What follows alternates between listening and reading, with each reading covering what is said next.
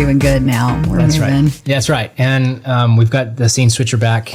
So it's like one thing. Although today we're doing things a little bit differently too. We're going to talk about stress today. We are. That's going to be the main category, I guess, that we're going to focus on. Okay. Tell me, what is stress exactly? Well, it is. It's your response. So it's your response to something that is either blocking your progression, or it can actually be something that challenges you. It's really anything that is in the way of getting your final outcome. Okay, now stressors. Okay, your stress is really the response. Stressors are the things. Now, stressors can be anything, right? It can be school, it can be your kids, it could be your health, it could be traffic, it can be anything. It also can be just daily hassles, doing the laundry, washing your face, brushing your teeth. Okay, these are all considered to be stressors. Okay. But the way you respond to it, now that's what we really consider to be stress. Okay, so when we look at stress in this way, we're really looking at what we more study in health psychology. Okay, health psychology is really looking at how your mental health and your brain and things that are going on there affect you physically. And right now, health psychology is really, they have to focus on stress, because if you ask people, they will tell you they're stressed. Aaron, do you feel stressed? And that's the thing. And people more often would say yes than no. So that's really what they look at. So people by and large believe that what they're dealing with is almost always stress. Like they're always under stress, or they feel stressed. Absolutely. In some way or another. Mm-hmm. And it really is, when it comes to stress though, it depends on your response to it. I would say that everything is a possible stressor. That's what it is. That's what the name of the game is. That's how it works. However, your response to it is really how much that affects your body physically. And that's really what we look at and we want to work on, is your response to stress. So we always talk about the idea of coping. Okay.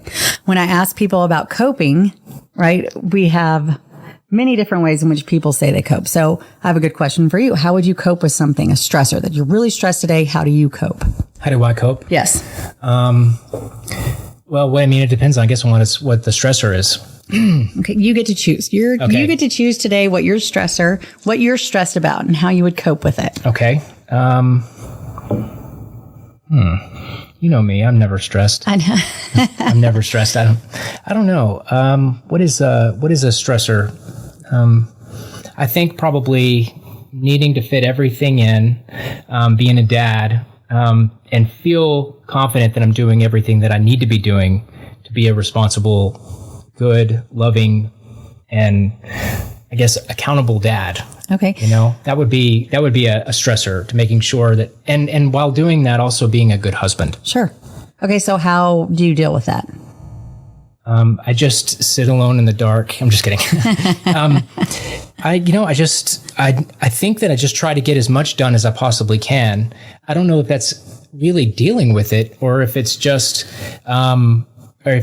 moving it from one day to the next. But then again, if everybody always feels stressed, I mean, what can you do to mitigate? Sure. I guess would be a good example. Well, the idea here is a lot of times when we talk about coping, a lot of people are doing things that they think are coping, and it's really just making you feel better.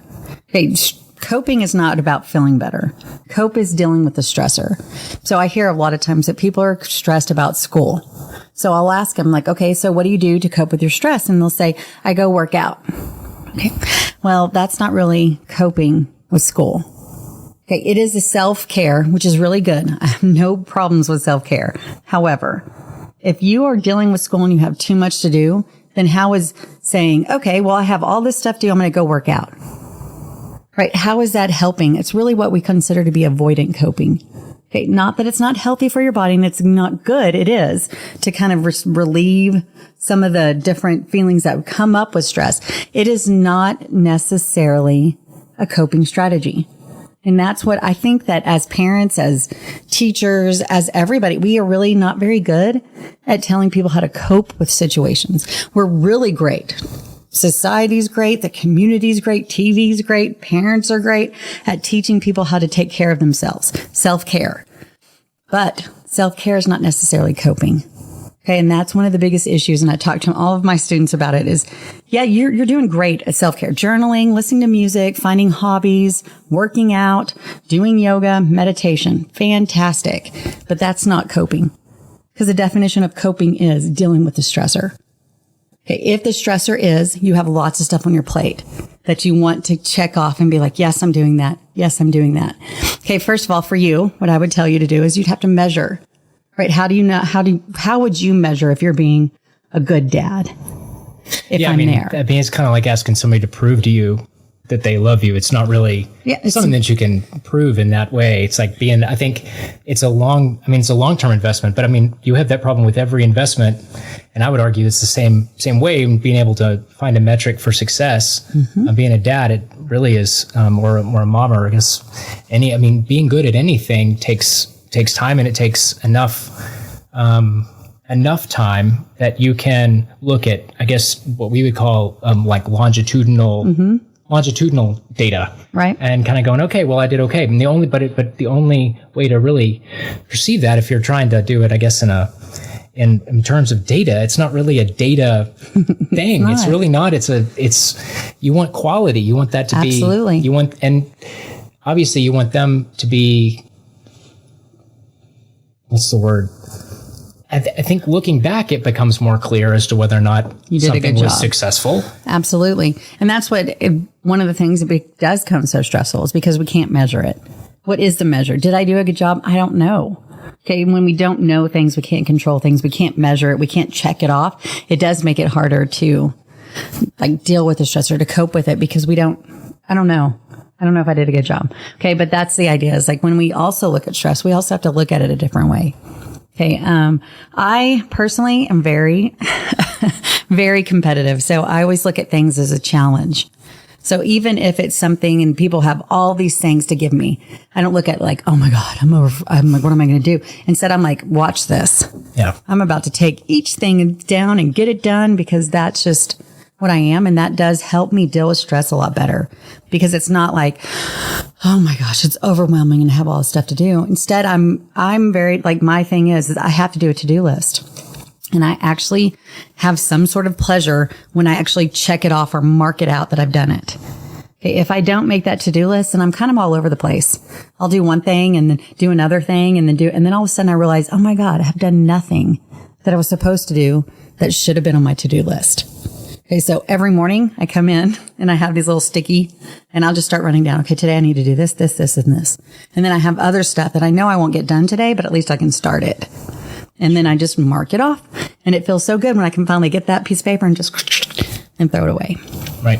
So it's like this accomplishment thing. Do you recycle the paper though? I mean, you say you throw it. No. Is that stressful? Not for me. Yeah. And then that's the thing, is sure. It does. And that's where stress comes from. It's your perception of something. So if recycling is something that you're like, and you're worried about, then yes, that would cause an extra added on stress. Stressors in itself are good for you, right? They often motivate your behavior. They make you do something instead of just sitting around and not doing anything. But it's when it becomes overwhelming, too many things, too much you're worrying about, and so many things that are out of your control that you worry about. Yeah. That's when it becomes too much stress and you can't deal with it. I am thinking about something really specific right now. Okay.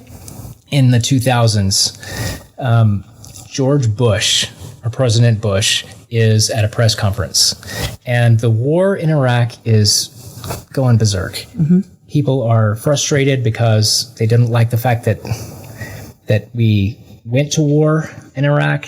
People are frustrated because, they're feeling the effects of it at the gas pump.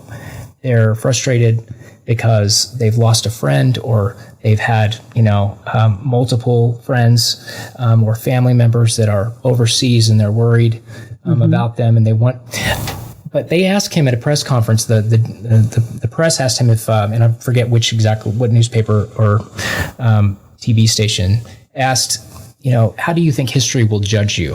Mm. and George Bush, being George Bush, came back with a George Bushism. Yeah. He said, in history, we'll all be dead. I got such a kick out of that. He's right. I think that there is kind of an attempt to try to establish that what you're doing is the right thing to be doing, and that it will be judged correctly in the future, and then trying to establish a guarantee that it will be judged as correct in the future right now, which is not how we live life. No. So he's right. I mean, you really don't have any control over how history will judge you, because you're not talking about, it's an abstract concept. And while, you might have a President McKinley who goes fairly maybe forgotten in some ways from many other, and maybe seems not as powerful as a president as somebody like a Ronald Reagan or an FDR or a Truman, isn't seen in the same light, maybe with the same circumstances that they're dealing with, but instead maybe is their time just hasn't come yet. And I mean, it's not that they haven't been judged already. Of course they have, but it's still an unfolding event, because you don't always know. I mean, our progress and our impacts that we have aren't always static, and they're not always a straight, like a linear thing, where they're done and they're just done and over. And another example of that, I think, would probably be somebody like Robert Kennedy, or anybody. It doesn't have to be a famous person or a famous statesman. Anybody is like this. And so, I think that's probably a good example of how, people also look at, like you were talking about, competition. I mean, in America, one thing that people talk about in America is that there's a certain level of a health problem in America that has to do with mental health and stress, and how Americans deal with things. And I don't know the extent or truth to this. And that's a problem, but that's, like, for example, one thing that people have told me about Mexico, the state of Mexico, and I mean, that there is a time of day, or there used to be a time of day when they had a siesta, right, where they would just take off a little bit of time in the afternoon to kind of rest or whatever. And something similar in Italy, where they've got their culture doesn't necessarily have a stigma around having a glass of wine in the middle of the day. Or, I mean, there's just a lot of different things. What they're saying is relax a little bit during the day. Don't, try. This is the hottest part of the day. You're trying not to overwork during the hottest part of the day.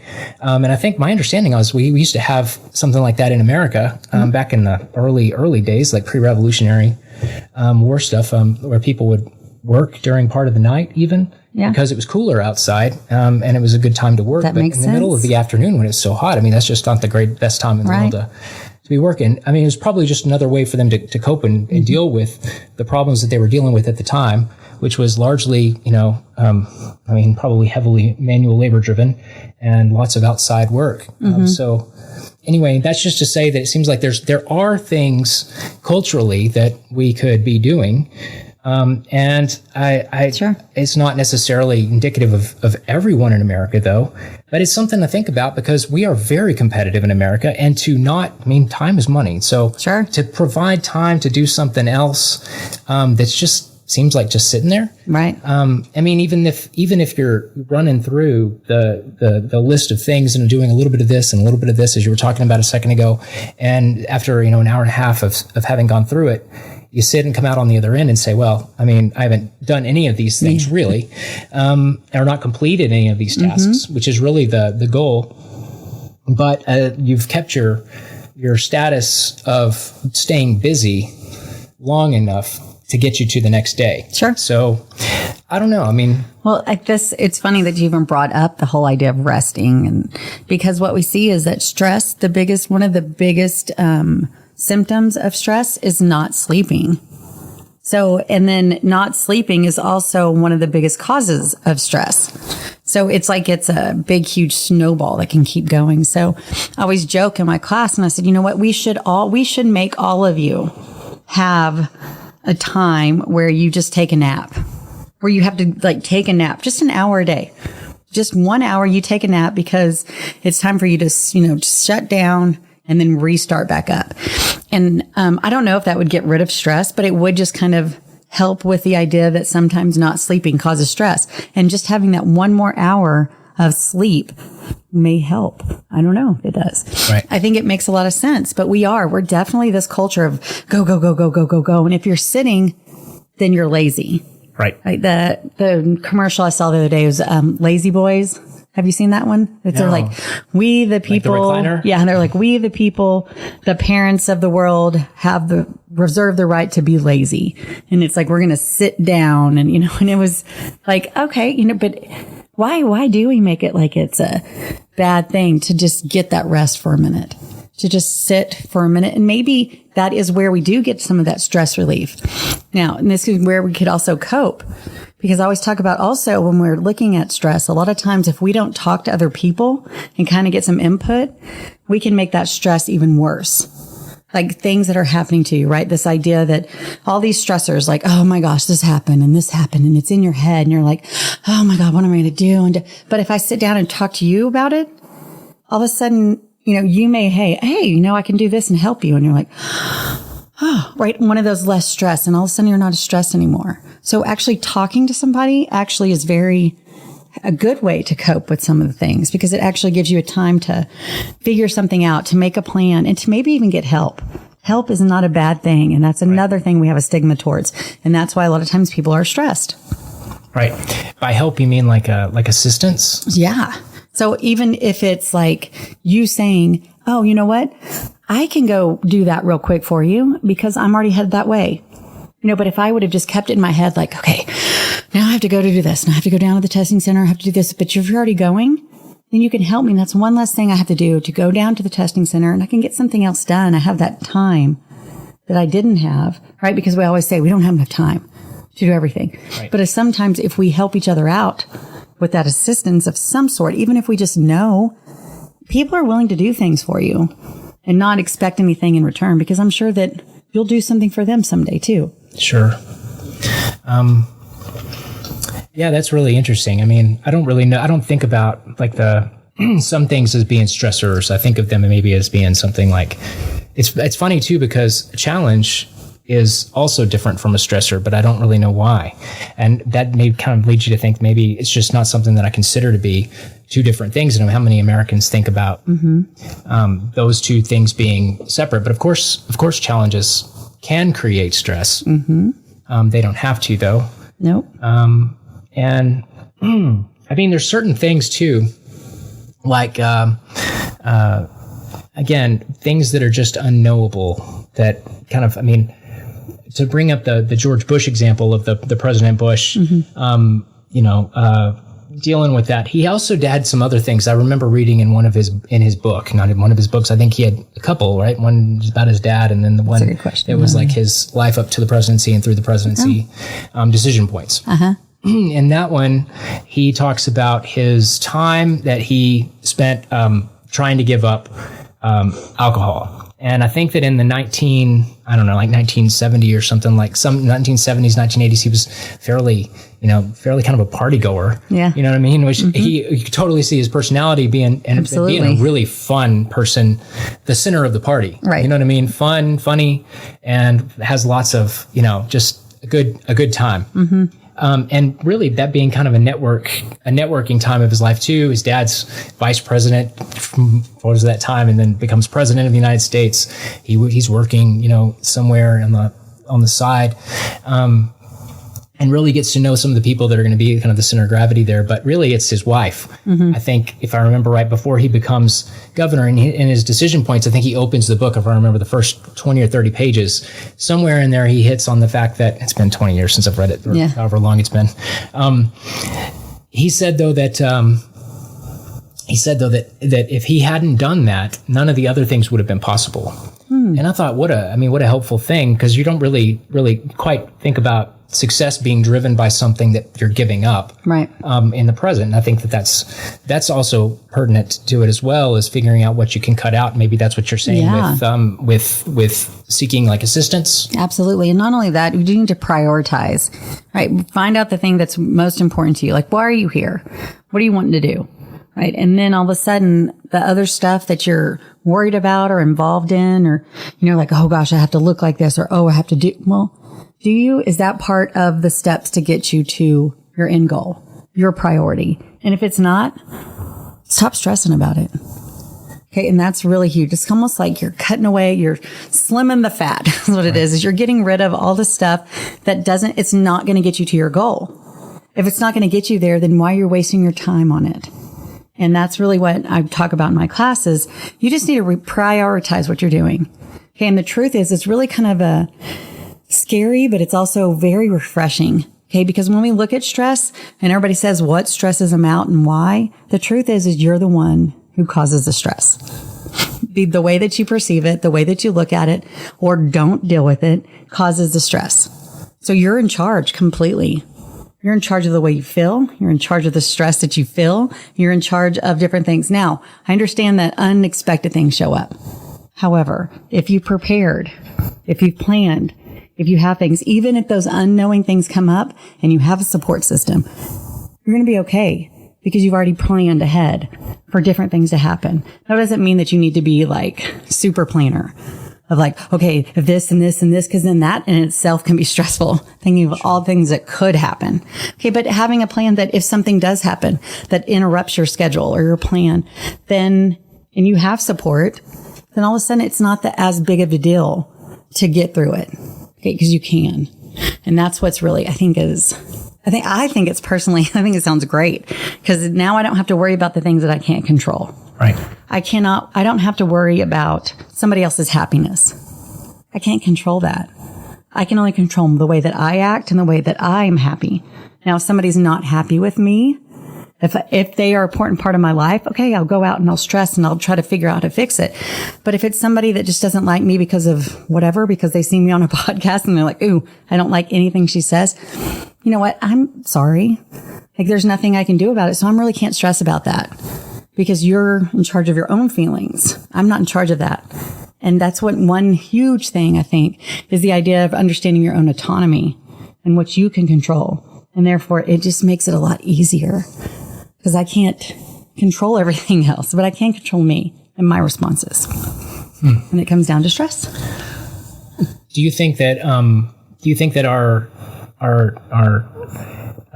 culture lends itself to only focusing on the stress, or do we have things that we're naturally doing here that play and help out with that? For example, like we were talking about competition a second ago and how that might play into like some of the negative stuff, but competition also kind of being a helpful measure as well, because it is something that in the moment, at least there's a metric of some type of success, whether or not it's the right kind or not. I mean, I guess you want to win the game, obviously, but maybe it's not all about how you win the game and how you played. But if you're not playing to the level of quality that you're supposed to be playing, then shouldn't you have won?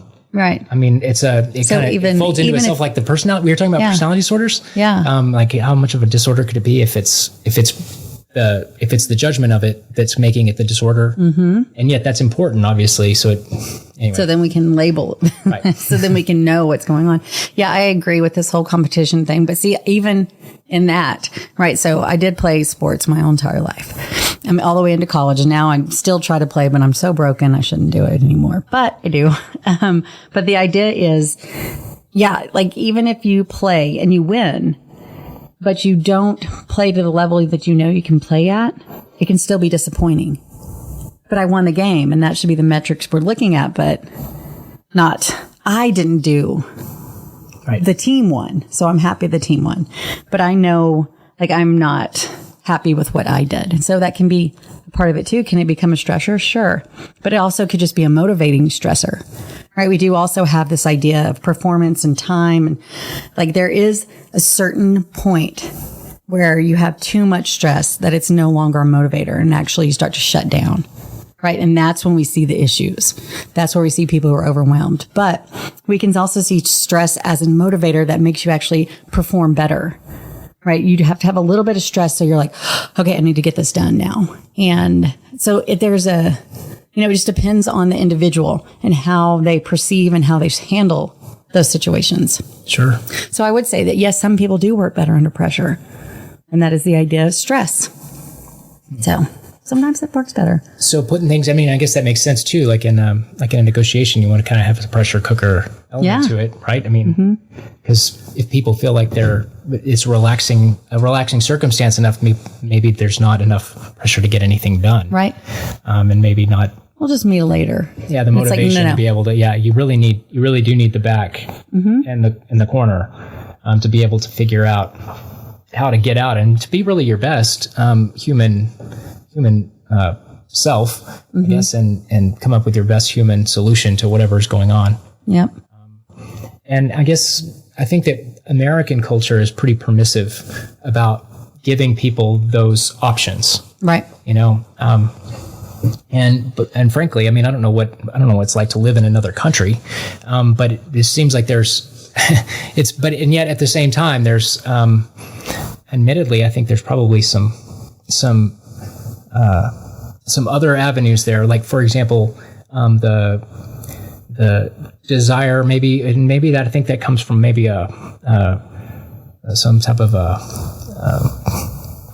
connection to like a religion, maybe, or something else. And of course, America being, I mean, I think also kind of in some ways it's a helpful thing that American tradition offers. Our moral tradition, right? Okay. Mm-hmm. But it can also be a hindrance too. On one hand, like obviously we need to do that, and obviously there's our culture, or our legal culture and our history brings us to that point where we have specific things that we care about and see as being central to the American way of life. Private property, for example. Sure. The very idea that you can own something, and that it's illegal for somebody to just, unlawfully take it and seize it for themselves, and steal it is a massive thing. It doesn't belong to all of the country, although the country may be protecting it. It's an idea that it's protecting. It's a notion of human truth, and it's protecting the truth.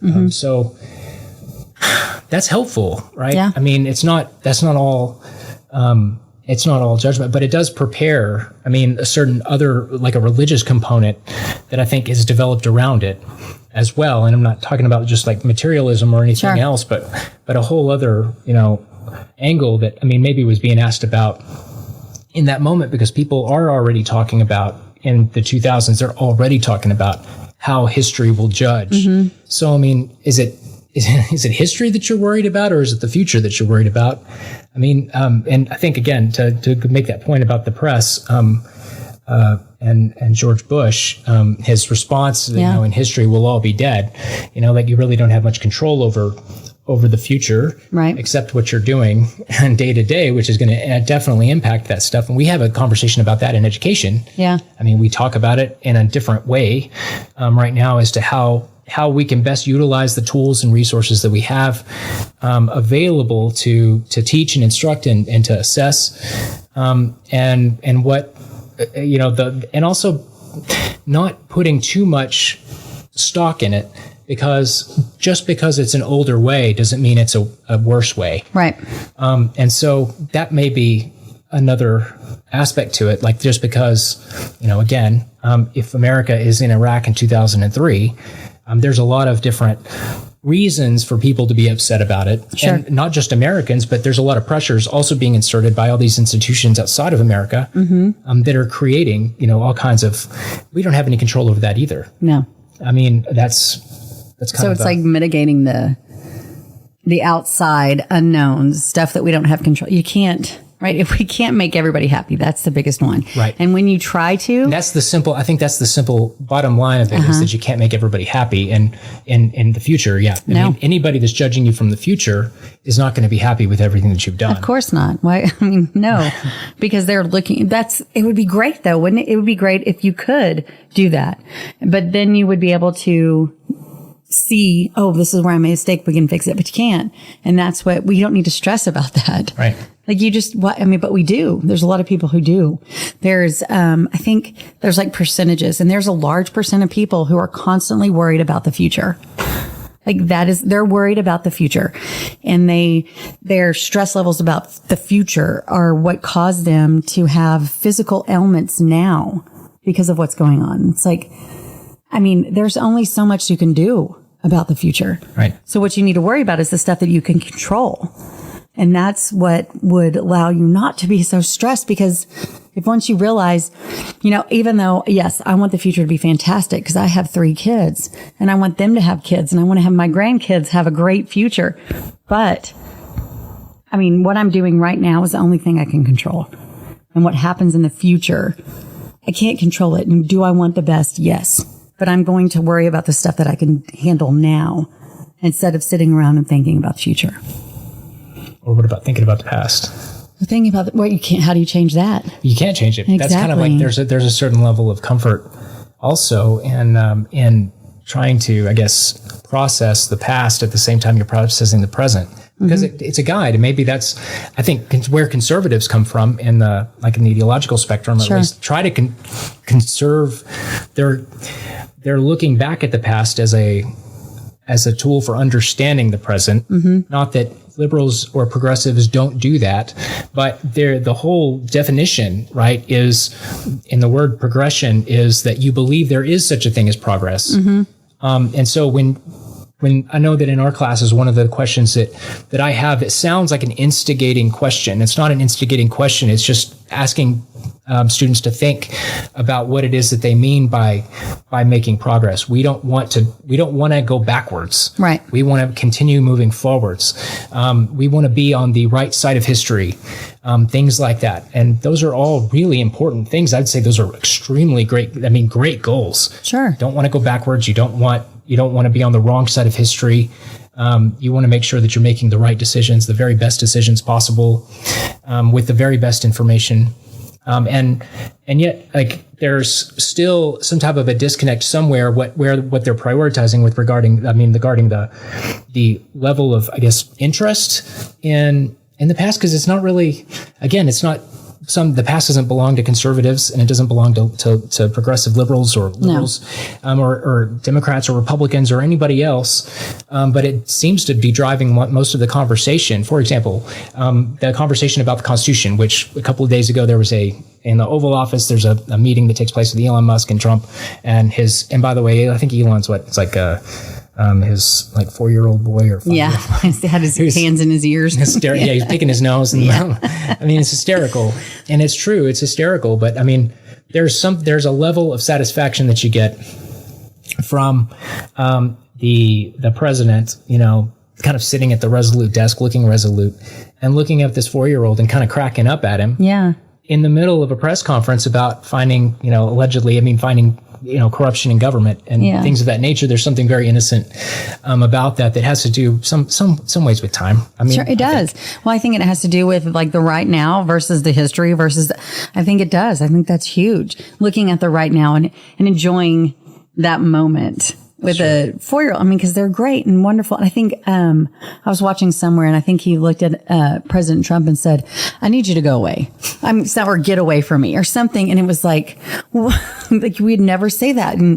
But he didn't take offense to it at all because it's a kid.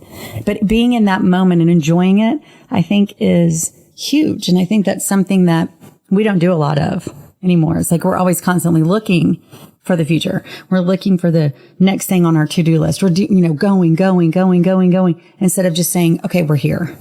We're here right now, and we get to interact and enjoy. And you need to be in this moment until you get to the next moment. And sometimes I think we forget that and we miss out. To what extent, for example, and that same situation, they're in the Oval Office, led to, and the charge was afterwards that there was a constitutional crisis brewing, right? That there's going to be some accountability gap at some point. Right. There's going to be an autocracy takeover, or an autocrat take over the country, and the executive branch grows far too powerful. All these things, again, whether or not it's useless worrying, or if it's the United States being a more worry oriented, or because we have the level of power that we do, trying to be responsible with it, responsible stewards with all the different tools and instruments of state power that we have.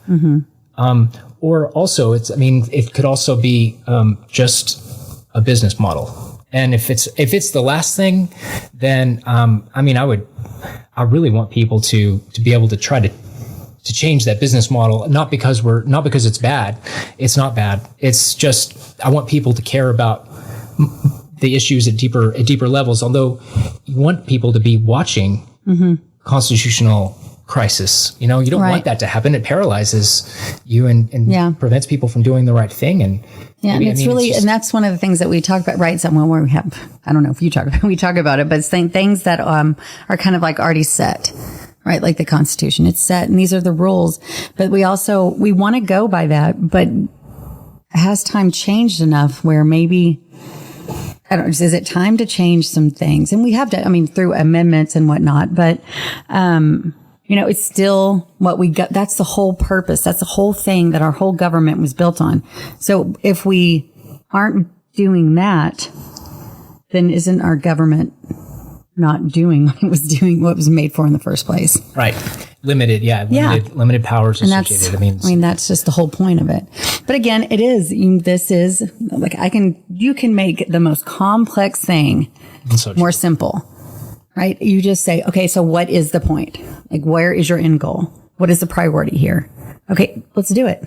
Now get rid of all the other crap and just do it. And I think that's kind of what they're trying to do. And, but people aren't used to that, right? We're used to all this and this and this. And it's like, well, okay, wait, I want my goal. This is the goal we're going to. And how do we get there? Instead of doing a wavy line to get there, which causes more stress and more things, and let's just do the straight line. Straight line, get to it, be done. And that's your priority, and that's where you are. So we will have less stress. Then when you get to your end goal, you should be happier. Right? Right. That's the idea. Yeah, we talked, I think, last week about a little bit about the House of Representatives and the limited window that they have to get things done. Yeah. Because, as you know, as you get closer to what is kind of the norm of 100 days, and when you get to that point, it's almost like the gloves come completely off after 100 days. And whatever grace it is that you enjoyed, or honeymoon period that you enjoyed right after an election, you only really have a certain amount of time, and you may not even have that really, because people are already making their own lists about what they want to come after you for, and trying to shape the narrative for the next election, which is kind of living in the future. Absolutely. When you think about it along those lines. We always do. We always have to budget. We always have to plan. I have to have the schedules for the spring and the summer. And so it's always, we're planning ahead. And so we do, I think so many things, a lot of times we do miss the right now, but that's kind of that's our society. We're constantly planning for the next election. We're setting things up for the next, so that I can get, voted back in. So I could be, next election, next whatever, so that I can get something done. But it's like, wait, what about the right now? It's like, well, I don't have time right now. Right? I don't have time for the right now because I have to do something so that my future is solid. I think this is a kind of an interesting place to go with it, because it's also one that could be controversial. I don't want it to be controversial at all, but it has to do with education, and the things that we're asking teachers to do, which I think would be agreed. What is being said is something that will be widely agreed on by educators themselves, that they're being asked to go and do things that are way beyond the scope of their typical, like their job category, which is, instructing, teaching. What we do in the classroom, we have 30, 40 students at a time. And they really do require, every amount of care and making sure that you're fulfilling the state's mandates for what they're supposed to learn, and making sure that, that they're taken care of and they understand different avenues of sometimes of the same concept. But also making sure that they're not going hungry, making sure that their mental health is where it's supposed to be. That they're not getting over anxious about things that don't matter during the class. Absolutely. That they're giving them too much stuff, the stuff that you are giving them is the right material and it's not relevant and that it's, I mean, the question is going to be on the test. Yeah. Right? I mean, that's the standardized format of the modern classroom is kind of has kind of a denial of any type of long-term investment strategy in the classroom and what education is supposed to be. On the other hand, that's also like the way that you're accountable. Right. So, I mean, you don't really have much other, when you're a banker, there's not tons of instruments outside of audits to check out how you're doing. There's so much pushback even right now. I mean, in the wider government, there's the government, the U.S. government, I don't think has had an audit, in forever. Ever. And so, and for like never ever. I mean, it's a really fascinating thing. Of course, another avenue there is the DoD, and like they're and having an audit. This is really unpopular stuff, right? And so it's not surprising that there's many who are adamantly opposed to any other system, because like if they're like educators, then they're having pressures put on them from across the spectrum and making sure that they are doing all of that in an hour and 15 minutes or, in K-12, 50 minutes or 45 minutes or, if there's a pep rally, 30 minutes. Right. Or if there's something else going on, then the snow intervened. Right. And so you can't go to school that day, but then you won't see everybody until Wednesday of the next week. So it becomes more difficult, in other words, to make sure that you're assessing correctly based on those. And that just brings up the whole thing. So what I love that you brought up the whole idea of the pep rally, and now you only lose this. So what we've seen some schools do is they start cutting out these extracurricular things that made people really excited about going to school and, makes it more fun. And so then they are actually more invested. And then all of a sudden they're like, wait, but what is school's priority? Right. Education. So they cut out of those things, and now people don't want to go to school anymore. And it's like, so, I mean, and I know I keep saying to cut down on the priorities, but it really is like, what is the point? We want people to want to learn. Right. So you have to make it fun. You have to make it something like a community so they want to be there. So it really just depends on what you're. But so many people now, they look at community as being their phone. Oh, their community is their social media.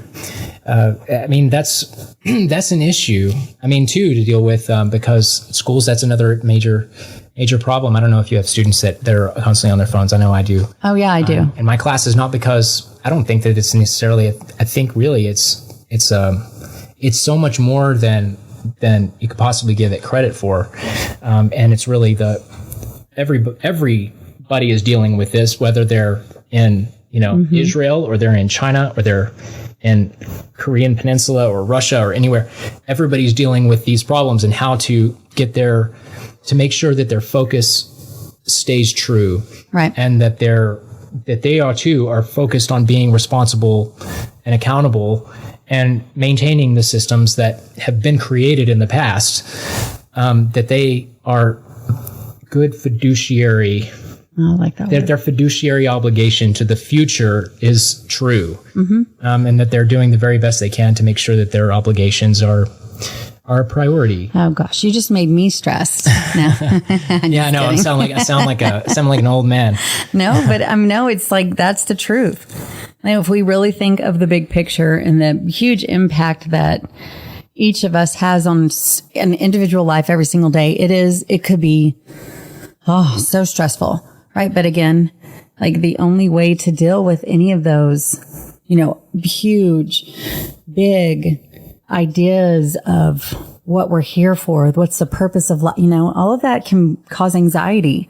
And anxiety and stress a lot of times are identified the same way because of the way your body responds.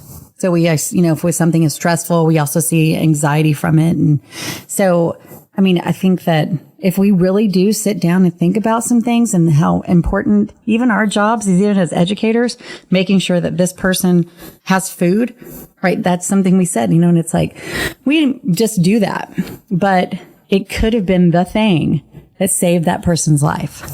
Okay. So what if we didn't do it one day?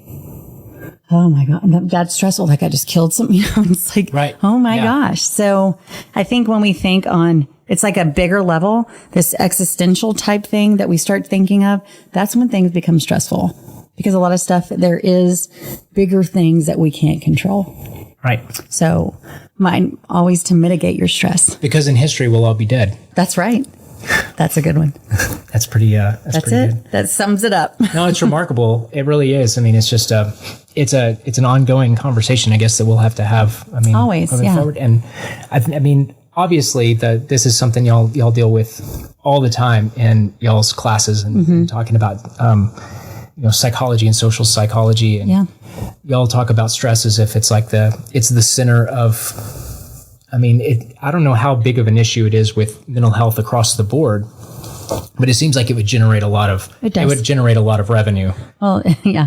And it is, it's funny. Well, it's not funny, but it is interesting. I'll just say that when we look at stress, so many times we do identify it through anxiety, and our anxiety disorders are the most prevalent and the biggest category that has a whole bunch of different type of disorders is in our anxiety. So a lot of times we see that with stress. So it's